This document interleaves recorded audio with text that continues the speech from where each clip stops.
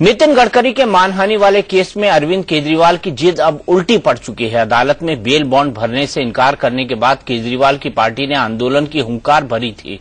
समर्थकों को एसएमएस भेजकर तिहाड़ पहुंचने को कहा गया था, लेकिन समर्थक तो दूर, आम आदमी पार्टी के कई नेता ही नजर नहीं आए। नतीजा ये हुआ कि 24 घंटे से पहले ही क्रांति की मशाल बुझ गई। केजरीवाल की पार्टी ने ऐलान कर दिया कि इस मसले पर कोई आंदोलन नहीं होगा। अब ये बड़ी बहस का मुद्दा है कि क्या आम आदमी पार्टी ने केजरीवाल को खारिज कर दिया? अब जेल में कितने दिन रहेंगे केजरीवाल?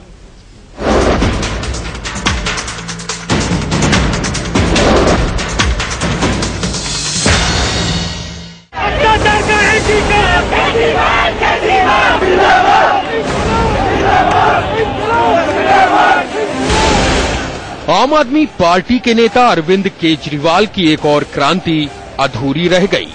बीजेपी नेता नितिन गडकरी की मानहानि करने के केस में बेल बॉन्ड भरने से इनकार करने के बाद आम आदमी पार्टी के नेताओं ने जो जोश दिखाया था, वो जन समर्थन के अभाव में एक रात में ही ठंडा पड़ गया। केजरीवाल के जेल जाते ही आम आदमी पार्टी ने अपने कार्यकर्ताओं और वॉलंटियर्स को एसएमएस भेजकर तिहाड़ पहुंचने को कहा था। आम आदमी पार्टी को उम्मीद थी कि केजरीवाल की गिरफ्तारी से समर्थकों का जोश उबल पड़ेगा, लेकिन संदेशा मिलने के बाद भी कुमार विश्वास अज्ञातवास से बाहर नहीं निकले। शाजिया इल्मी भी लापता रहीं और आशुतोष भी पटियाला हाउस कोर्ट के बाहर बयान देकर चलते बने।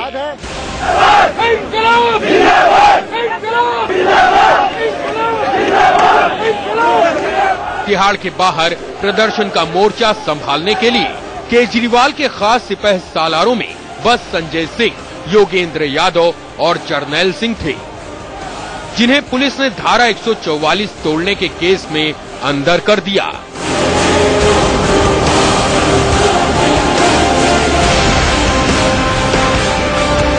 बड़े नेता हवालात में पहुंचे तो आम आदमी पार्टी के कार्यकर्ताओं का उत्साह भी हवा हो गया। कल केजरीवाल की जेल यात्रा को क्रांति का नया इतिहास बताने वाले आम आदमी पार्टी ने माहौल भांपते हुए फौरन पलटी मारने में ही भलाई समझी। कोर्ट की तरफ से जो फैसला आता है उसके अवलोकन के बाद तो कल शाम तक हमारी आंदोलनात्मक जो भी गतिविधि है उसको हम रोके रखेंगे। आम आदमी पार्टी के रंग ढंग को विरोधी पार्टियां पहले ही सियासी स्टंट बता रही थी। जनता ने भी इसे नौटंकी करार देना शुरू कर दिया तो आम आदमी पार्टी के नेता अदालत और पुलिस को कोसने में जुट गए। हम लोग इसको लड़ेंगे। कल ये मुकदमा फिर से आ रहा है। यहीं पर मजिस्ट्रेट के सामने मजिस्ट्रेट को पूरा कानून दिखाएंगे। लाठियां चलाई गई, लोगों को घसीट घसीट के मारा गया, महिलाओं के साथ अभद्रता की गई और मीडिया के लोग भी वहां मौजूद थे, उनके साथ भी अभद्रता की गई। क्या ये इस बात का संकेत है कि निजाम बदल गया है? जेल जाने का नाटक किया है। ये अरविंद केजरीवाल का एक राजनीतिक स्टंट है। पहले से ही पब्लिक को बेवकूफ बनाया, आज भी ये पब्लिक को बेवकूफ बनाने के लिए इसने 10,000 रुपए का कोर्ट का जुर्माना नहीं भरा। केजरीवाल की गिरफ्तारी से पहले आम आदमी पार्टी दिल्ली में जनता की नब्ज टटोलने का प्लान बनाए बैठी थी। अब जनता का मिजाज केजरीवाल और उनकी पार्टी के लिए बड़ा सवाल बन गई है कि क्या दिल्ली की आम जनता ने केजरीवाल ब्रांड राजनीति को खारिज कर दिया है? क्या जेल जाने का केजरीवाल का दांव उल्टा पड़ गया है? जनता से जिस समर्थन की उम्मीद आम आदमी पार्टी लगाए बैठी थी, वो कहीं दिख नहीं रहा। ऐसे में ये सवाल दिलचस्प है कि अब 23 मई को केजरीवाल क्या करेंगे? कोर्ट में बेल बॉन्ड भरकर रिहाई का रास्ता खोलेंगे या फिर अदालत से टकराने के लिए ऊपरी अदालत की पनाह में जाएंगे? दिल्ली से नरेश बिस्वानी और आशीष सिन्हा के साथ bureau report, India news. Media कह रहा है ये ड्रामा है, पेपर्स छाप रहे हैं ये ड्रामा है, ये प्रेजेंटेशन बहुत ठीक नहीं है। तो क्या आम आदमी ने अरविंद केजरीवाल को खारिज कर दिया है? बड़ी बहस का यही मुद्दा है। क्या अरविंद केजरीवाल आम आदमी की नजरों से खारिज हो चुके हैं? क्या आम आदमी पार्टी हाशिए पर चली गई है? इसी पर हमारी बड़ी बहस है और इस बहस में हमारे साथ जुड़ गए हैं कई सारे खास मेहमान। आम आदमी पार्टी की तरफ से 2 लोग हैं, श्याम गुप्ता साहब, इलियास आजमी साहब। श्याम गुप्ता साहब यहाँ बैठे हैं, इलियास आजमी साहब यहाँ बैठे हैं। अश्वनी उपाध्याय जी है, नेशनल काउंसिल मेंबर रह चुके हैं आम आदमी पार्टी के, लेकिन अब आम आदमी पार्टी के साथ नहीं है। शोएब इकबाल साहब एमएलए जनता दल यूनाइटेड के हमारे साथ हैं, बरखा सिंह कांग्रेस की spokes person, Narendra Kohli BJP के स्पोक्स पर्सन, वरिष्ठ पत्रकार अवधेश कुमार और साथ ही साथ हमारी एडिटर न्यूज आंचल आनंद भी हमारे साथ मौजूद है, जो इसके लीगल पहलुओं के बारे में हमको समझाएंगी। सबसे पहले श्याम गुप्ता आपसे, आम आदमी ने केजरीवाल को खारिज कर दिया है। बिल्कुल खारिज नहीं किया सर। यदि आम आदमी ने अगर खारिज नहीं किया तो तिहाड़ की सड़कें सूनी क्यों पड़ी है? आपको अपना आंदोलन वापस क्यों लेना पड़ा? बिल्कुल सूनी नहीं थी, सड़कें कल रात तक भरी हुई थी। दिल्ली पुलिस के आक्रामक रवैये ने और शासन प्रशासन ने मिलकर के हमारे संघर्ष को कुचलने का प्रयास किया। रात्रि में महिलाओं संघर्ष किसके खिलाफ था? जज के खिलाफ? बिल्कुल नहीं, हमारा तो किसके खिलाफ था? संघर्ष किसके खिलाफ था? भ्रष्टाचार के खिलाफ एक आंदोलन चला आ रहा है हमारा, और इस आंदोलन को नहीं, मैं ये जानना चाहता हूँ, ये संघर्ष किसके खिलाफ था? बिल्कुल भ्रष्टाचार के खिलाफ था। ये भ्रष्टाचार, जज ने फैसला दिया था ना अरविंद केजरीवाल को जेल में भेजना। ये तो कानूनी प्रक्रिया थी ना जिसके तहत अरविंद केजरीवाल को जेल के अंदर भेजा गया, मानते हैं आप? प्रशांत भूषण जी ने साफ बिल्कुल बताया है, क्योंकि कानून के जानकार हैं। उन्होंने बोला है कि बेल बॉन्ड भरना कोई जरूरी नहीं था। बेल बॉन्ड भरना जरूरी है सीआरपीसी के मुताबिक, या तो आप जेल बॉन्ड भरेंगे या बेल लेंगे। आंचल, क्या है लीगल पोजीशन इसकी, जल्दी से बताइए। बिल्कुल दीपक, कहा यही जाता है, पिंकी आनंद की तरफ से भी कोर्ट में यही कहा गया कि डेफमेशन के साथ जब सीआरपीसी का प्रावधान पड़ा जाता है तो साथ ही साथ ये बहुत जरूरी होता है कि बेल बॉन्ड भरा जाए। लेकिन कुल मिलाकर अगर इसको प्रशांत भूषण दूसरी तरफ से आर्ग्यू भी कर ले, बॉटम लाइन ये है कि ये मजिस्ट्रेट के डिस्क्रेशन का मामला है। उन्हीं वही फैसला ले सकते हैं कि वो किस तरह से सेटिस्फाइड होंगी। अगर वो सेटिस्फाई अगर एक पर्सनल बॉन्ड से हो रही हैं, एक अंडरटेकिंग से हो रही हैं या फिर बेल बॉन्ड से हो रही हैं, तो ये उनका फैसला है।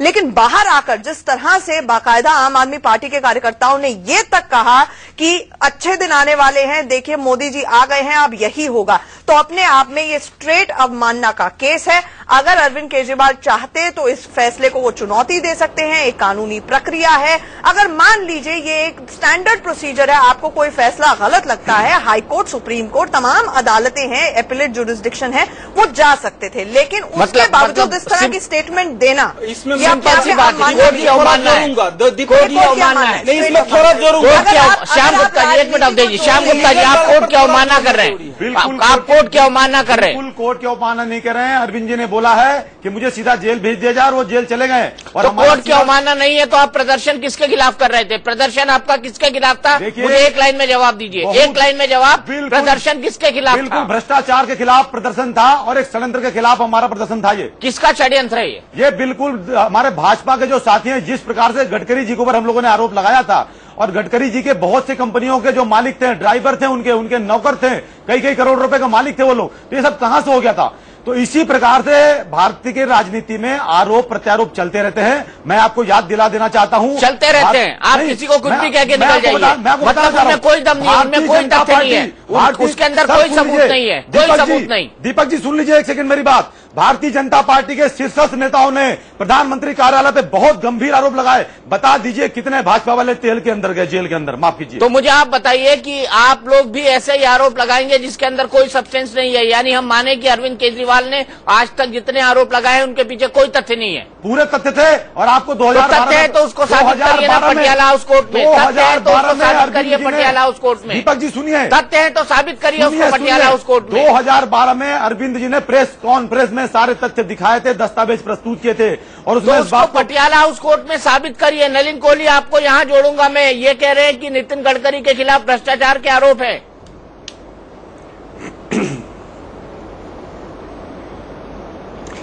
दीपक जी, चिल्लाने से कोई भी बात सत्य नहीं हो जाती, और आम आदमी पार्टी का रवैया बड़ा स्पष्ट है। ये मानते हैं कि देश में दो कानून होने चाहिए, एक हर देशवासी के लिए जो संविधान में मानता है, और एक जो केजरीवाल जी और उनके साथी एक टोपी पहन ले तो उनके लिए एक अलग कानून होना चाहिए। संविधान को लगातार आप देखिए, हर जगह ये तोड़ते हैं, कानून बदलते हैं। पहले बिजली का बिल बोला मत दीजिए, फिर बोला कानून लाएंगे, उन लोगों को रिवॉर्ड करेंगे जिन्होंने बिल नहीं दिया। मतलब देश अपना पूरा, दिल्ली अगर प्रदेश दे रहा है बिल, वो लोग बेवकूफ हैं, लेकिन कानून तोड़े, इनको रिवॉर्ड करना चाहिए। वैसे ही सोमनाथ भारती को देख लीजिए, कानून मंत्री थे, उनको कानून का कोई आइडिया ही नहीं है। जजों को अपने कमरे में बुलाना चाहते थे, देर रात में क्या क्या कर रहे थे, किस प्रकार के बयान, लंबी बातें। जो मुख्यमंत्री खुद कहता है मैं अराजक हूं, धरना में अपनी ही सरकार के खिलाफ बैठता है, उसको कानून के बारे में हम क्या कह सकते हैं।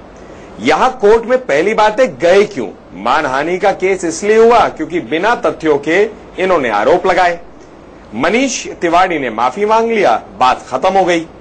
इन्होंने कहा है कि नहीं, पहले झूठ बोलेंगे, आरोप लगाएंगे। संविधान हमें तथ्यों पर स्वतंत्र रूप से बोलने का अधिकार देता है, लेकिन किसी भी व्यक्ति को अपमानित करना, किसी व्यक्ति के ऊपर उस पर शोषण करना इस रूप से शब्दों से, इसका अधिकार संविधान में नहीं है। आम आदमी पार्टी, मुझे गंभीरता से कहना पड़ रहा है, इस नाम से, आम आदमी के नाम के प्रयोग से ऐसा ना हो कि भारत के आम आदमियों के ऊपर में हर व्यक्ति का ये कैसा नाम हो गया है। ये आम आदमी पार्टी को गवर्नेंस से लेना देना कुछ नहीं है, ये इनको मीडिया की बीमारी हो गई है, मीडिया एडिक्शन। हर रोज रात को शायद सोते हैं और कहते हैं कल मीडिया में कैसे रहें, और मुझे शायद लगता है एक दिन अगर मीडिया इनको दिखाना बंद करेगा तो इनके भी ये सारे जो ड्रामे हैं अपने आप ही बंद हो जाएंगे। मीडिया दिखाने, इलियास आजमी साहब, मीडिया की बीमारी लग गई है आपको? ये सब बातें तो बिला हो जाएगी हैं। सच्चाई ये है कि जो अरविंद को करना चाहिए था इन हालात में वो अरविंद ने किया, और जो कोर्ट को करना चाहिए था वो कोर्ट ने किया। मतलब दोनों ही सही हैं। जहां तक नितिन गडकरी का सवाल है, मैं भाई साहब से पूछता हूं कि महाराष्ट्र का पीडब्ल्यूडी मंत्री बनने से पहले एक गडकरी थे, वो क्या थे? और महाराष्ट्र का पीडब्ल्यूडी मंत्री बनने के बाद जो गडकरी हैं वो क्या है? क्या ये सारे ये तथ्य नहीं है? एक आम आदमी फोर्ड फाउंडेशन से पैसा मिलने के पहले मनीष सिसोदिया क्या था, और फोर्ड फाउंडेशन का पैसा मिलने के बाद मनीष सिसोदिया क्या थे, ये बता दीजिए ना। सीधा जवाब दे देता हूँ। नहीं, एक नलिन एक सवाल मुझे पूछने दीजिए।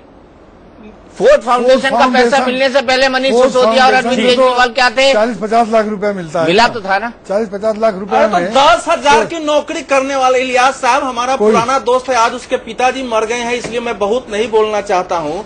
10,000 12,000 की नौकरी मनीष का रात उनकी मृत्यु हो गई, इसलिए आज उस पर बोलना। 10-12 हजार की नौकरी करने वाले आदमी की संस्थान में एक बार 50 लाख 60 लाख रुपया आ जाए, और भी आज से 7-8 साल पहले, तो वही ना 9 साल पहले, तो उसकी दशा कैसे हो जाती? एक बात का और अरबों तो नहीं आया। नितिन गडकरी मान लीजिए भ्रष्ट है, तो आपने आरोप लगाया है, तो आप कोर्ट में जाके बोलेंगे ना कि जो केजरीवाल कह देंगे और जो इलियास आजमी बोल देंगे वही देश मान लेगा। ऐसा नहीं संभव है ना। कोर्ट में जाके बोलेंगे। कोर्ट में कहाँ बोला? कोर्ट में कहाँ बोला आपने? कोई आरोप कोर्ट में लगता है, आरोप तो सामने लगता है मीडिया के जरिए। आपको और मीडिया के जरिए कह के निकल जाइए, तो फिर नितिन गडकरी को मानहानि करने का अधिकार नहीं है? मानहानि का अधिकार है तो फिर जेल जाइए। तो जेल अभी कोई सजा हुई है उनकी? नहीं सजा हुई है, पर उन्होंने ही तो बोला कि हमको जेल भेजिए। आप तो इस जेल को ऐसा बता रहे हैं जैसे मानता कोई सजा हो गई हो। अच्छा, मुझे इलियास साहब मुझे ये बताइए, जेल जाने वाले नहीं है, उनको आदत नहीं है इतनी। मुझे बताइए, आपकी तरह नहीं है वो जो सोच रहे हैं अरविंद केजरीवाल। अच्छा, आपने बनाया भी नहीं उनको। श्याम गुप्ता जी ये बताइए, कुमार विश्वास और साजिया इल्मी कल कहाँ थे? अरे आप छोड़िए, ये घर क्यों बैठ गए? मक्की तरीके निकाल के फेंक दिया। देखिए, मैं आपको सीधे बता देना चाहता हूँ, साजिया इल्मी, कुमार विश्वास सारे पार्टी के साथ हैं, जुड़े हुए हैं। और कल रात का मैं बता रहा हूँ ना, कल रात का जो मंजरता हो सकता है वो आना चाहते हो, लेकिन तिहाड़ जेल के बाहर जिस प्रकार वहाँ पुलिसिया अत्याचार, बर्बर अत्याचार हुआ, उसको देख करके हो सकता है दाएं बाएं हो गए हम लोग, हम स्वयं दाएं हो गए। मैं खुद सुन लीजिए, आप तो डरने वालों में से नहीं है भाई, आप तो डरने वालों में से नहीं है। मैं स्वयं दाएं बाएं हो गया था, मुझे पूरा डर था कि मेरी जिंदगी बर्बाद कर सकते हैं दिल्ली पुलिस के लोग। जिस प्रकार लड़कियों पर अत्याचार हुआ, बाल खींच के मारा गया, लड़कों को लाठियां मारी गई, और दिल्ली पुलिस के जवान हमें वहां खड़े नहीं होने दे रहे थे। उस प्रकार समझदारी यही थी कि हम लोग थोड़ा बच के रहे उनसे, थोड़ा बच के रहे। और उसके बाद भी मुंडका थाने के अंदर, सुन लीजिए दीपक जी, दाएं बाएं, दिल्ली पुलिस के जवान हमें वहां खड़े नहीं होने दे रहे थे। उस प्रकार समझदारी यही थी कि हम लोग थोड़ा बच के रहे उनसे, थोड़ा बच के रहे। और उसके बाद भी मुंडका थाने के अंदर, सुन लीजिए दीपक जी,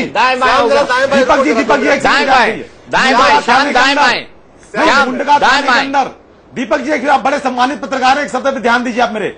मुंडका थाने के अंदर हमारे सैकड़े साथियों को बंद किया गया रात भर में, और हरिनगर थाने के अंदर सैकड़ों साथियों को बंद कर दिया गया हमारे। चाहेंगे तो कानून अपना काम करेगा कि नहीं करेगा, ये आप जाके सड़क रोक देंगे कार पे तो क्या करेगा? मचाएंगे, कानून तोड़ेंगे, अपराध करेंगे। दीपक जी एक वाक्य जोड़ूंगा, अपना काम करेगा कि नहीं करेगा? हाँ नलिन बोलो।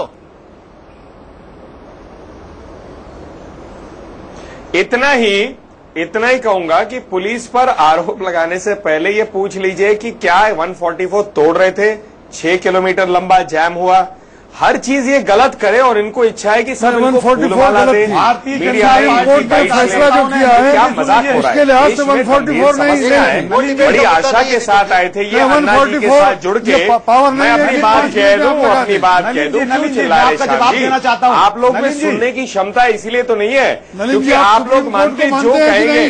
दीपक जी, अरे आप मेट्रोपॉलिटन कोर्ट को मानते हैं कि नहीं मानते हैं, ये बताइए मुझे। आप उस कोर्ट को मानते हैं कि नहीं मानते हैं? ये आम आदमी पार्टी, पहले आप मेट्रोपॉलिटन कोर्ट को मानते हैं, सुप्रीम कोर्ट तो बाद में जाएगा। नहीं होती, जैसे वेंकैया जी ने कहा कि केजरीवाल केजरीवाल की पार्टी है। इलियास आदमी साहब को तो जहां से चाहे वहां से टिकट भी नहीं दिया, ये अमरोहा से भेज दिया।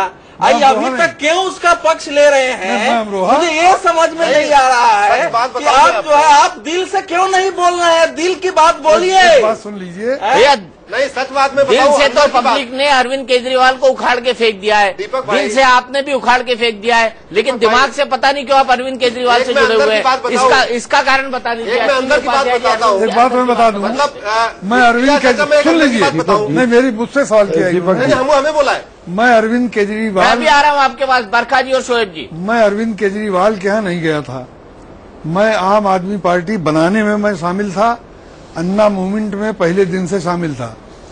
मैंने एक समूह के साथ, सुन लीजिए, आपका फोन भी नहीं उठाते, सुन लीजिए, आपका फोन नहीं उठा रहे, एक बात सुन लीजिए, वो उठावे मैं उनका मुहताज हूँ, वो उठावे चाहे ना उठावे, मैं भी उनका फोन नहीं उठाता। देखिए, मैं ऊब गया था पार्टियों की डिक्टेटरशिप से। मैं सपा में भी कुछ दिन रहा हूँ, बसपा में काफी दिन रहा हूँ, मैं उससे ऊब गया था। मैं चाहता था कोई ऐसी पार्टी बने जिसमें कि अंदर लोकतंत्र हो। जनता दल में भी बहुत रहे हैं, हाँ, हमारे साथ पुराने साथी हैं। जनता दल में था लोकतंत्र अंदर, और मुझे कहने में कोई बात नहीं कि भारतीय जनता पार्टी में अंदर लोकतंत्र है, 2 मरतबा, लेकिन सुन लीजिए, कुछ परिस्थितियां ऐसी थी, इस आदमी के साथ लग गया कि मैं बीजेपी में जा नहीं सकता था। मुझको ऐसी पार्टी की तलाश थी जो विकल्प बन सके और जो भ्रष्टाचार के खिलाफ लड़े। भ्रष्टाचार के खिलाफ लड़ाई में मैं लोकनायक जयप्रकाश नारायण के साथ भी था, विश्वनाथ प्रताप सिंह के साथ भी था, और अन्ना ने जब आवाज लगाई तो उनके साथ भी था। लेकिन मैं जानता था कि बिना सियासी ताकत बने कोई भी पार्टी ईमानदारी के साथ जन लोकपाल नहीं लागू कर सकती, न बनाना चाहती। मेरी पहले दिन से ये राय थी कि सियासी पार्टी बनना चाहिए नई, जिसमें अंदर भी लोकतंत्र हो, बाहर भी लोकतंत्र हो, और जिसके कंसेप्ट क्लियर हो। आम आदमी पार्टी में अंदर लोकतंत्र है? एक बात सुन लीजिए, पहले बताइए ना। मैं खुल के बता रहा हूँ। आम आदमी पार्टी भ्रष्टाचार, चिंता मत करिए, देखिए, भ्रष्टाचार के खिलाफ, गुंडागिर्दी के खिलाफ और अंदरूनी लोकतंत्र के हिमायत फेवर में बनी थी। आज है? मैं नहीं, आज अगर वो होता तो मैं विरोध में आवाज क्यों उठाता? उसमें कमी हुई, लेकिन उसको सुधारा जा सकता है। 4 लोगों ने घेर लिया है ना चाचा। देखिए, उसको सुधारा जा सकता है। 4 लोगों की जो वो देखिए, सुन लीजिए, वो भी इंसान है, मैं मानता हूं मैं इंसान हूं। बजाहिर मेरे ऊपर पूरी लाइफ में 80 साल की उम्र हो गई, कोई आरोप नहीं लगा राजनीति में। दो बार पार्लियामेंट में रहा, न जनता ने कोई आरोप लगाया क्षेत्र की, और न मीडिया ने लगाया, न किसी ने लगाया। लेकिन उसके बावजूद, सुन लीजिए, लेकिन उसके बावजूद मैं ये मानता हूं, चलिए मानिए आपकी सब बात, गलतियां मुझसे भी हुई। राष्ट्र वाला मोह इनका बाकी है। देखिए, वो मोह भी, वो दुर्योधन के प्रति जो मोह है इलियास साहब का, वो भी 2-4 महीने में चला जाने वाला। सब बात मानी। ड्रामा कहा लोग मीडिया ने, तो अरविंद केजरीवाल की पत्नी को गुस्सा आया। उन्होंने कहा, कहना चाहता हूँ शोएब इकबाल साहब, आपसे मेरा बड़ा सीधा सवाल है। योगेंद्र यादव ने बेल बॉन्ड भर के अपनी जमानत ले ली, योगेंद्र यादव ने जमानत ले ली, तो क्या वो क्रिमिनल हो गए? क्योंकि उनकी पत्नी बार बार कह रही है कि अगर वो बेल बॉन्ड भर के जमानत ले लेंगे तो वो क्रिमिनल कहलाएंगे। वो क्रिमिनल नहीं है, योगेंद्र यादव ने तो ले ली, तो क्या वो क्रिमिनल हो गए? किससे पूछ रहे हैं आप? शोएब इकबाल साहब, ये पूछिए कि मुझ पे आज तक 20 मुकदमे हैं पॉलिटिकल, और यस मुझ पे कई मुकदमे हैं, और अब से नहीं है 25 साल से, तकरीबन 25-28 साल से मुझ पे मुकदमे चल रहा है। बहुत सारे मुकदमे सब पॉलिटिकल हैं, एक दो में तो इलियास आदमी भी मेरे साथ हैं पुराने। अब क्या मुझ पे मुकदमे चल रहे हैं तो पॉलिटिकल हो गए या क्रिमिनल हो गए? याद रखिए, चौधरी चरण सिंह, इलियास आदमी साहब बैठे हैं, या पुराने सब नेता बंसी अपना चौधरी देवीलाल जी, चंद्रशेखर जी, इन पे कितने कितने मुकदमे बने। और ये लोग जब किसी को टिकट दिया करते थे, अवधेश जी भी बैठे, इलियास आदमी भी बैठे हैं, वो पूछा करते थे जेल गए हो? अगर तू कोई जेल गया है तो उसको टिकट सबसे पहले दिया जाता था प्रायोरिटी पे, और जो नहीं जाता था उसको टिकट नहीं दिया जाता था।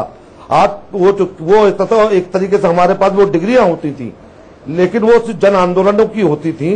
अगरचे जन आंदोलन के लिए अगरचे गए होते, किसी उस मसले पे गए होते, एक बात थी। ये तो अदालत से लड़के गए हैं, अदालत से तो हमने लड़ते हुए किसी को ने जज के खिलाफ नहीं दिया।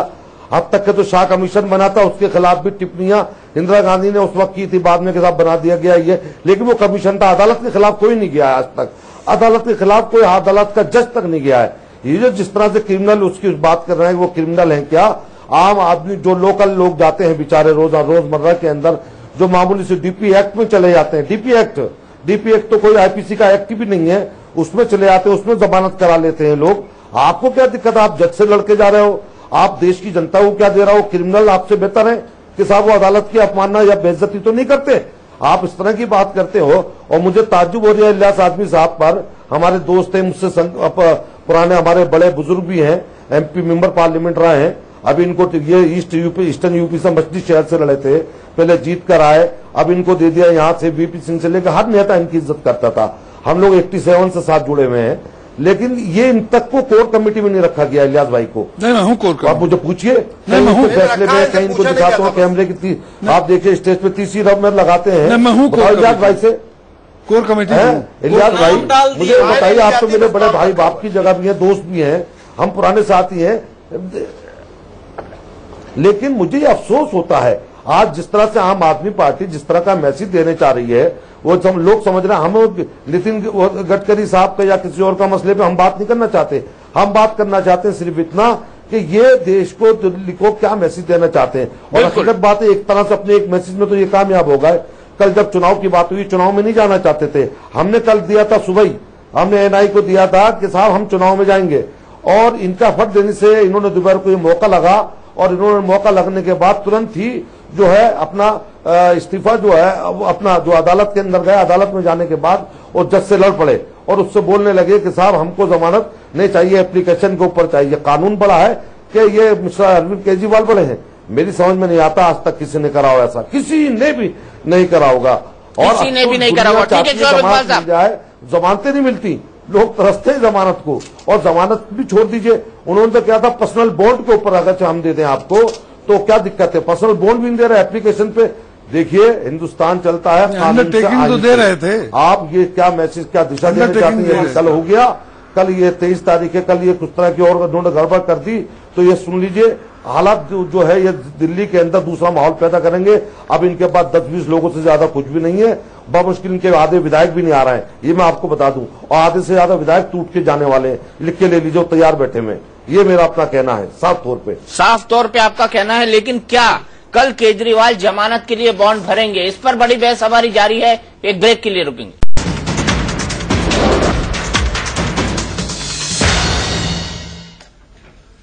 तो हमारी बड़ी बहस जारी है कि क्या आम आदमी पार्टी के नेता अरविंद केजरीवाल को आम आदमी ने ही खारिज कर दिया है। ऐसा इसलिए क्योंकि वो जेल गए और जेल के बाद अचानक उनको अपनी रणनीति बदलनी पड़ी। अब वो घर घर प्रदर्शन करेंगे, तिहाड़ जेल के सामने कोई प्रदर्शन नहीं होगा।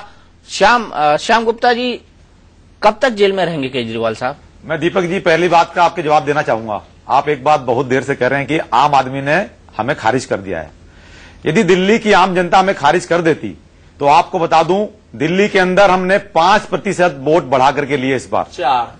5%, चलिए 4 भी मान लीजिए। बीजेपी के कितने बढ़े? मैं बीजेपी की बात पे नहीं जाना चाहूंगा। बीजेपी के कितना बढ़ा वो भी बता दीजिए। मैं बता रहा हूं, वो भी बता रहा हूं आपको। 4 या 5% वोट हमने दीपक जी हमने बढ़ा करके लिए दिल्ली के अंदर, और पूरे देश से लगभग 1 करोड़ वोट लिए, और पंजाब के अंदर हमने जबरदस्त सफलता प्राप्त की, 4 MP की सीटें लेकर के आपको। और जहां तक भाजपा का सवाल आपने किया है, निश्चित रूप से मैं ईमानदारी से इस चीज को मानूंगा कि आदरणीय मोदी जी का एक हवा थी, एक उनका वैचारिक बहुत अच्छा चल रहा था देश में, और मोदी जी PM बने इस नाम पे देश के अंदर एक हवा बन चुकी थी। तो देश की जनता ने मोदी को, मतलब कह रहे हैं कांग्रेस खत्म हो गई? नहीं, मैं बताना चाह रहा हूँ, मोदी जी को PM के लिए चुना, लेकिन हम अरविंद केजरीवाल की बात कर रहे हैं, अभी शाहजहां और कुमार विश्वास की बात करो ना, वो क्यों नहीं आए थे? अब सुन लीजिए, दिल्ली की जनता क्यों नहीं आए थे प्रदर्शन में? दीपक जी एक सेकंड, मैं एक सेकंड वो क्यों नहीं आए थे प्रदर्शन में? ये बता दो। नहीं, मैं बताना चाह रहा हूँ, मोदी जी को PM के लिए चुना, लेकिन हम अरविंद केजरीवाल की बात कर रहे हैं, अभी शाहजहां और कुमार विश्वास की बात करो ना, वो क्यों नहीं आए थे? अब सुन लीजिए, दिल्ली की जनता क्यों नहीं आए थे प्रदर्शन में? दीपक जी एक सेकंड, मैं एक सेकंड, क्यों नहीं आए थे प्रदर्शन में? ये बता दो।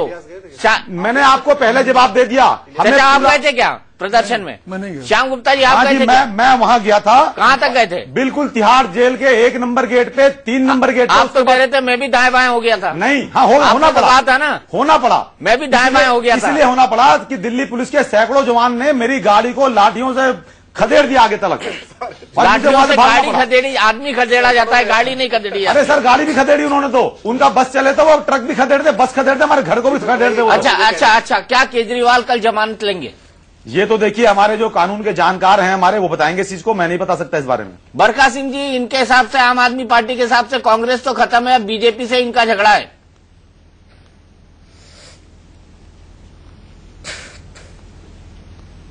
ठीक है, हम जहां हैं हम बहुत खुश हैं। हम ऐसा कुछ नहीं है कि कांग्रेस पार्टी खत्म हो गई है, लेकिन आम आदमी पार्टी और श्री अरविंद केजरीवाल जी ने जो चश्मा जनता की आंखों पे लगाया था वो अब उतर गया है। और अभी जो कह रहे थे कि हमारा वोट परसेंटेज बढ़ा है, ये जो कल की घटना हुई है उसके बाद ये अब जब जनता में जाएंगे तो इन्हें खुद ब खुद एहसास हो जाएगा कि इन्होंने क्या किया है। क्योंकि एक आम आदमी के आप होने का दावा करते हैं और आम आदमी ही सिखा रहा है कि कानून तोड़ो। अगर आप कानून की इज्जत नहीं कर सकते तो फिर आप किसकी इज्जत करेंगे? आपने सीधे सीधे जो है वो कानून की अवहेलना करी है,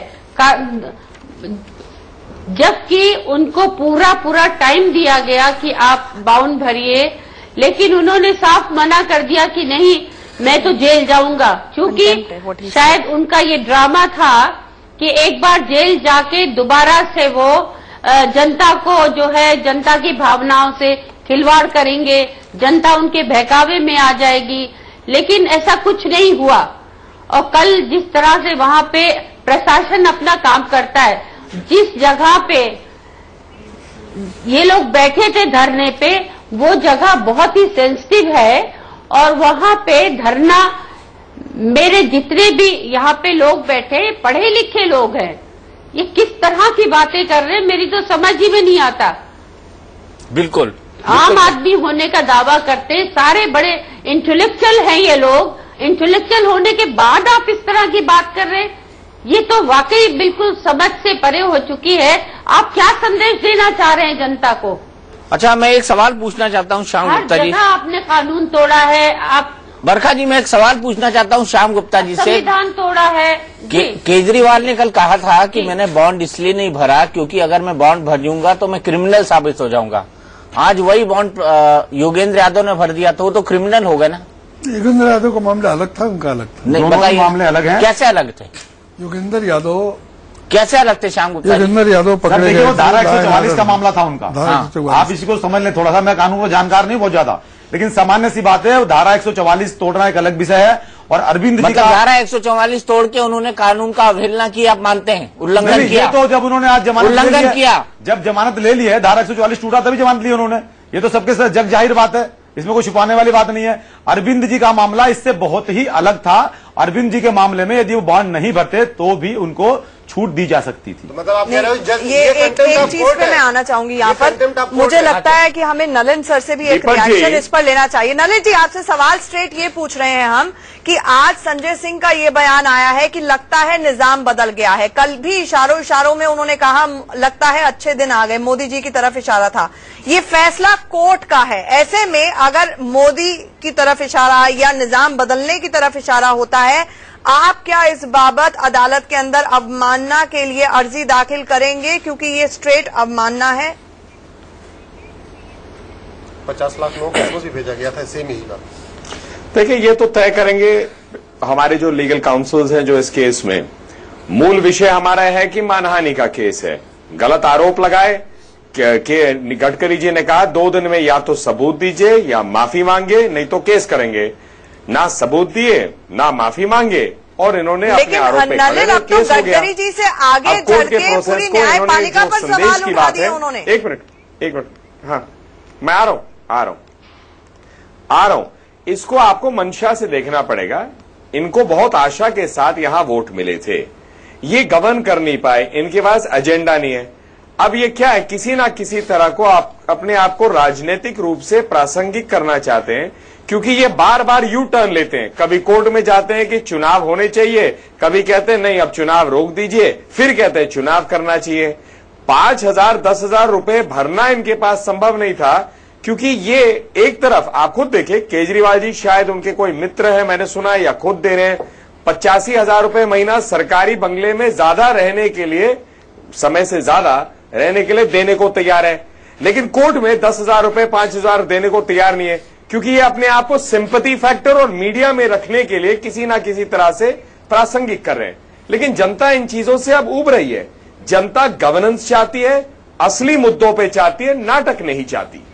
बिल्कुल, जनता नाटक नहीं चाहती। फिरोज बख्श साहब, आपके पास आऊंगा। आप बड़े अनन्य समर्थक थे अरविंद केजरीवाल के, बड़े कूट कर आप में अरविंद केजरीवाल के लिए श्रद्धा भरी थी, लेकिन क्या हो गया कि आपने आपसे इस्तीफा दे दिया? आपने बड़ा चुपता हुआ सवाल किया है चौरसिया साहब। असल में 6-7 महीने से बड़ा मैं स्ट्रेंगुलेटेड फील कर रहा था, घुटन बड़ी थी। मैं काम करने आया था यहाँ, मेरा हाथ ऐसे नहीं था, कुछ लेने नहीं गया था, मैं देने गया था। हम लोग काम करने वाले लोग हैं, ईमानदारी से काम करने वाले लोग हैं। मेरी तरह से बहुत से लोग काम करने गए थे। मुझे बहुत से लोग ऐसे मिले जिनके साथ अरविंद जी ने या उनकी टीम ने बड़े अहंकारी तरीके से, गुरूर और तकब्बुर से, घमंड से पेश आए। वो कहने लगे जी हम तो बड़ा रोए, ये हुआ। तो ये सबके साथ, काफी लोगों के साथ हुआ है। और दूसरी बात यह है कि ये जब वहां पे कसम खा रहे थे वहां एलजी साहब के साथ कि अगर हम घमंडी हो गए तो हमारा घमंड चूर करने कोई और आएगा, तो मैं समझता हूं कि इनका घमंड बहुत जल्दी चूर हो गया और जनता ने इनको इनका सबक सिखा दिया। मुझे अरविंद से कोई जाती खलिश नहीं है, कोई रंजिश नहीं है, गिले शिकवे नहीं है। लेकिन मैं समझता हूं जिस तरह से वो अपने को कंडक्ट किया है उन्होंने, मैं उनकी वकालत करता था, बिल्कुल सही कह रहे हैं आप, और मैं पुरजोर वकालत करता था, शेर व शायरी के साथ वकालत करता था। मगर कहीं ना कहीं मैं सोचता हूं कि शायद मैं कहीं ना कहीं मुझसे गलती हुई है कि मैंने एक सही इंसान की वकालत नहीं की है, गलत इंसान की वकालत की है। कई मर्तबा रात को मैं मंथन करता था कि मैं किसकी वकालत कर रहा हूं, कैसी पार्टी की। ये अब अल्टीमेटली मैं समझता हूं, अल्टीमेटली गलत इंसानों की करिए, गलत जगह नहीं, आपने भी एक मर्तबा मुझसे कहा था आप गलत लोगों में फंस गए, शोएब भाई, मुझे उसका भी याद है, इसी इंडिया न्यूज चैनल पे। तो मैंने काफी मंथन किया, मुझे अंदाजा ये हुआ कि मैं ऐसे आदमी के साथ क्यों रहूं कि सिर्फ नौटंकिया है, ड्रामेबाज है, टोपीबाज है, जो दूसरों को बेवकूफ बनाता है, जो इज्जत नहीं करता, अहंकारी है। यानी इनको 6 महीने से मैं फोन कर रहा हूं, मैं टीवी चैनल्स पे जाता हूं, इनके अंदर इनका जो मीडिया सेल है कहीं ना कहीं हमने उसको सेटअप किया है, वहां छुटभइयों को भेज रहे हैं, दुवन्नी चवन्नी जा रही है। हम इनके लोग मुझे चैनल्स पे कहते हैं भाई आप सीनियर आदमी हो। कुछ विदेशी फंडिंग की बात कर रहे थे, कुछ आप कह रहे थे। विदेशी फंडिंग का ऐसा है, देखिए एक बड़ा खतरनाक एक मूवमेंट चल रहा है हिंदुस्तान को तोड़ने के लिए। ब्रिक्स एक बना है जिसमें बी से ब्राजील, आर से रशिया, आई से इंडिया, साउथ अफ्रीका, अमेरिका के वर्चस्व को खत्म करने के लिए उसमें इंडिया भी आया है। तो अमेरिका हर उस देश को तोड़ना चाहता है। हिंदुस्तान मजबूत देश है, इसने लीबिया को तोड़ा, इसने इराक को तोड़ा, इसने अफगानिस्तान को तोड़ा। उनकी निगाहें हिंदुस्तान के देसी घी पे, फलों पे, मसालों पे, अच्छे मौसमों पे, हर चीज पे हिंदुस्तान की। वो चाहते हैं उन्हें ऐसा अराजक तत्व मिले जो मिस्र में उन्हें मिला, जो उनको इराक में मिला, जो उनको अफगानिस्तान में मिला, उसकी मदद से हिंदुस्तान को तोड़ें। तो पहले उन्होंने अन्ना से कोशिश की, अब वो केजरीवाल जी से कोशिश कर रहे हैं। तो मैं इस चैनल के थ्रू आवाम से दरख्वास्त कर रहा हूं, ऐसे लोगों के कहने में, बहकावे में नहीं आए। अगर ये सही मानों में एक्टिविस्ट हैं, जैसे इलियास आजमी साहब कह रहे हैं, और अभी भी उनकी फेथ है केजरीवाल में, तो मैं समझता हूं उनको गवर्नेंस देना चाहिए था। दिल्ली, सुनिए एक मिनट इलियास भाई, मैं बात पूरी कर लूं। दिल्ली, सुनिए कोई बात नहीं, अब ठीक है, इनको गवर्नेंस मिला था। दिल्ली की सरकार मिलना ऐसा है जैसे हिंदुस्तान का राज, उन्होंने दिल्ली की सरकार के ऊपर लात मारी, जैसे खाने की थाली पे लात मारना। खुदा का शुक्र अदा नहीं किया, इतनी बड़ी पोस्ट मिली, अब उसके लिए गिड़गिड़ा रहे हैं। कभी एलजी को लिखते हैं जी हमें वक्त दे दो, ऐसा नहीं होता। अब इनकी असलियत खुल के सामने आ गई है। मैं इनकी बड़ी इज्जत करता था जब से ये इन्होंने आरटीआई एक्टिविस्ट है ये, लेकिन ये एक्टिविस्ट हैं और ऐसे एक्टिविस्ट हैं, ऐसे अराजक हैं जो हिंदुस्तान को खत्म करना चाहता है। लिहाजा ये जो टोपी थी, सुनिए, इस टोपी की मैं बड़ी इज्जत करता था, मगर ये दिखा दें आप, आज इस टोपी को मलियामेट कर दिया अरविंद केजरीवाल ने और आम आदमी पार्टी ने। इसका जो वकार था, इसकी जो बुलंदी थी, इसका जो रौबदाब था, इसकी जो रिगार्ड थी, इस टोपी की खत्म हो चुकी है। और ये टोपी मैं आज उनको जाके वापस कर दूंगा उनके गेट पे, क्योंकि घर में तो उनके कोई घुस नहीं सकता, फोन उठाते नहीं। तो बाइज्जत में एक लिफाफ में ये टोपी उनको वापस कर दूंगा। इस टोपी का अब कोई मकाम भारत की जनता में नहीं रह गया, भारत के कानून में नहीं रह गया है और समाज में नहीं रह गया है। श्याम गुप्ता जी, बड़े गंभीर आरोप हैं। तो नहीं, मेरे साथी ने जो बात कही है, हो सकता है इनका अपना कुछ कड़वा अनुभव रहा हो, जरूर।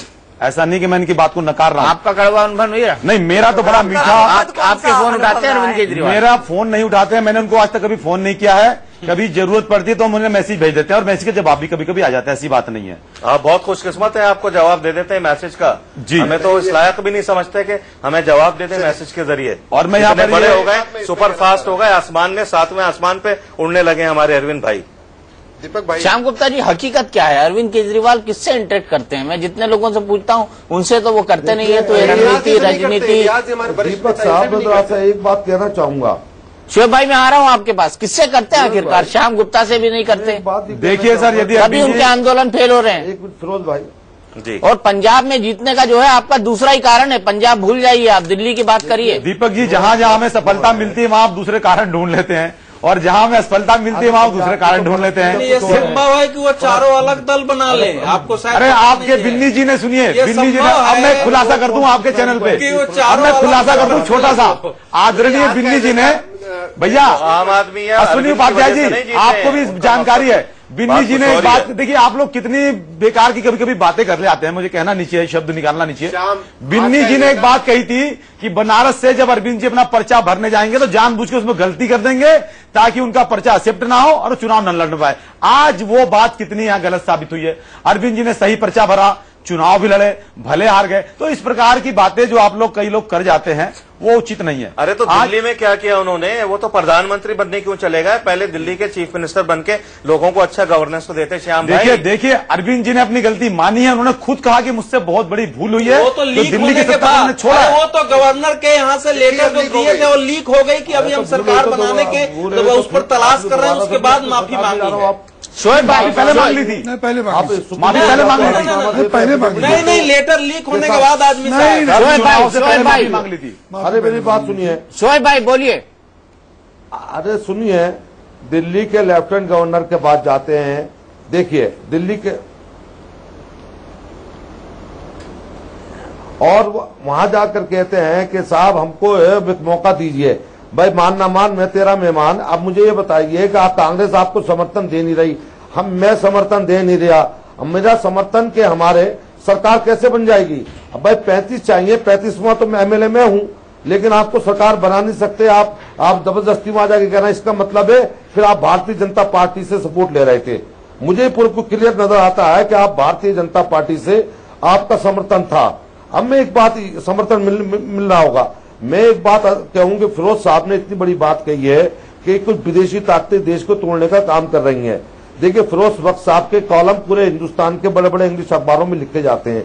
मौलाना आजाद के खानदान से हैं, खास दिल्ली वाले हैं, और बहुत मतलब कदम के बहुत इंटेलेक्चुअल हैं कि कभी किसी पॉलिटिकल पार्टी में रहने, सबसे इनका राब्ता रहा।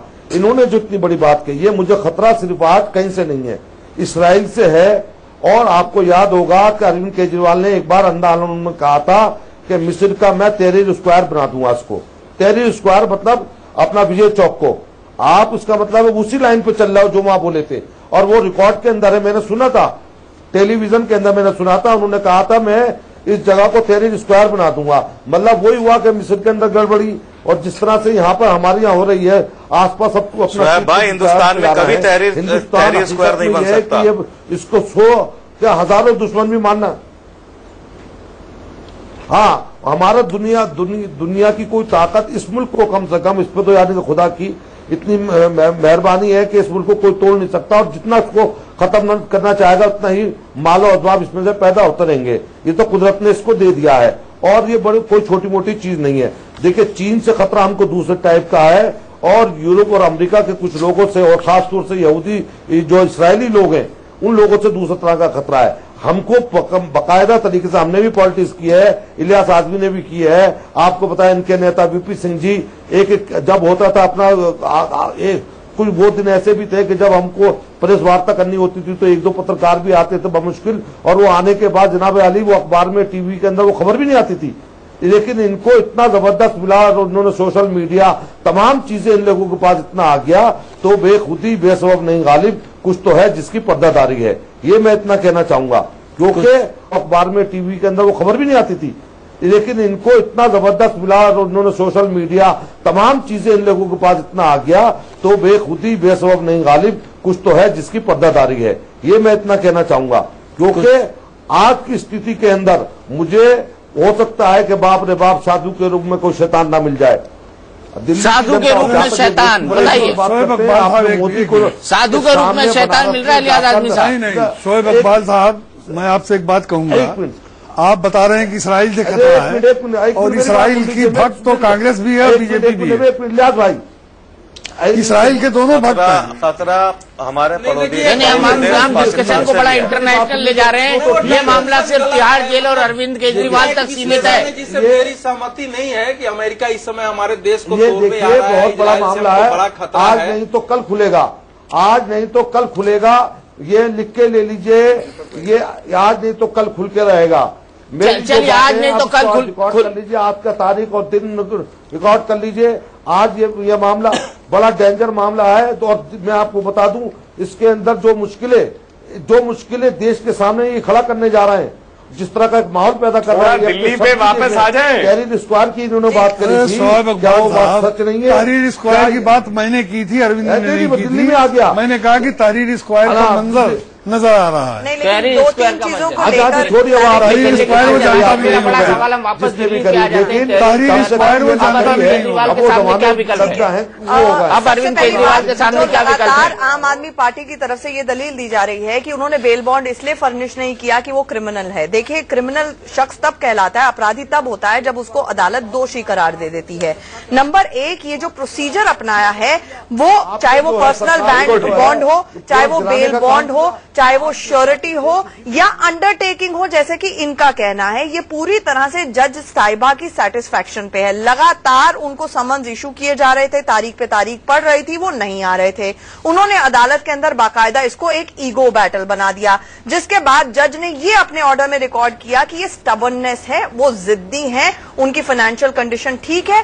आप ये बताइए, आप आम आदमी पार्टी की वकालत करते हैं तो क्या आपको एक डिफरेंट ट्रीटमेंट चाहिए? क्योंकि आम आदमी को तो हम इसी तरह से बेल बॉन्ड पे छोड़ते हैं, जिस पर अरविंद केजरीवाल अड़ गए। अब तीसरी चीज ये जो आ रही है, जो मुझे लगता है कि नलिन के वकील कल क्या कदम उठाएंगे, लेकिन अब ये मामला बड़ा हो गया है। ये सिर्फ अरविंद केजरीवाल के बेल बॉन्ड का मसला नहीं है। जिस तरह से लगातार अदालती फैसले को राजनीति से जोड़कर देखा जा रहा है, मुझे लगता है ये कोर्ट की अवमानना का भी मामला है। अरविंद केजरीवाल कानून से ऊपर नहीं है। अगर वो सीधे तौर पर ये कह रहे हैं निजाम बदल गया है, तो क्या वो ये कहने की कोशिश कर रहे हैं कि निजाम बदल जाने से अदालत के फैसले पर भी असर पड़ता है? और अगर ये कहने जा रहे हैं तो ये बहुत ज्यादा घातक है और ये कोर्ट की अवमानना भी है। और आखिरी चीज ये कि ये पूरा ऑर्डर सिर्फ और सिर्फ इसलिए पास किया गया था ताकि जो अरविंद केजरीवाल अदालत में पेश नहीं हो रहे थे लगातार महीनों तक, उनकी प्रेजेंस अदालत के अंदर सिक्योर की जा सके। उन्हें सिर्फ जुडिशियल कस्टडी में भेजा गया है ताकि जब तारीख पड़े तो वो आ जाएं। अमूमन बेल बॉन्ड इसीलिए भरा जाता है कि एक श्योरिटी होती है अदालत के पास कि चलिए आप दोबारा आ जाएंगे जब भी हम तारीख डालेंगे। अब वो आए तो है नहीं, तो जुडिशियल कस्टडी का ऑर्डर जिस तरह से प्रशांत भूषण की तरफ से अभी कहा गया है कि वो लोअर कोर्ट में ही जाएंगे, पटियाला हाउस कोर्ट में, हाई कोर्ट सुप्रीम कोर्ट का दरवाजा नहीं खटखटा रहे हैं, तो जिरा कल भले ही दोनों तरफ से हो कानूनी प्रावधान को लेकर, लेकिन अब ये मामला अवमानना का भी बढ़ गया मेरे हिसाब से, और कोर्ट का मकसद सिर्फ उनकी प्रेजेंस सिक्योर करना था। क्रिमिनल है या नहीं है इस पर कोर्ट का ना तो कोई ऑर्डर है, ना ही मुझे लगता है इसको ये कलर देने की कोशिश आम आदमी पार्टी की तरफ से होनी चाहिए। कॉन्टेम्प्ट ऑफ कोर्ट का क्लियर केस है। दीपक जी, कल बताता हूँ। दीपक जी कुछ कहेंगे?